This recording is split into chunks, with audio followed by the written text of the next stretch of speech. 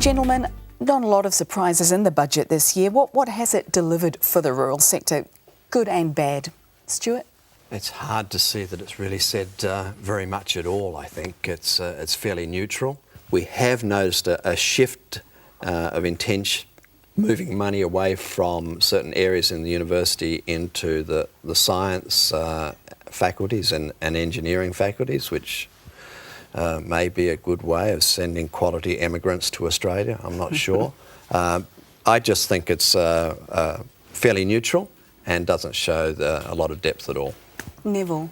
Well, there's a lot of tinkering around the edges, moving money around, but there was no substantial cuts in the budget at all, so you could say that probably a lot of that wastage is going to continue. That big ticket items like interest-free loans for students and the super scheme were not tackled.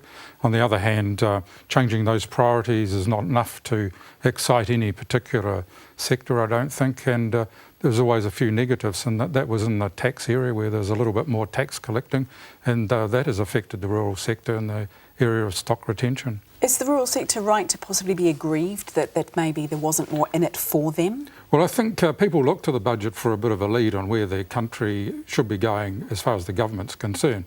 But on the other hand, it's not the government that drives the economy.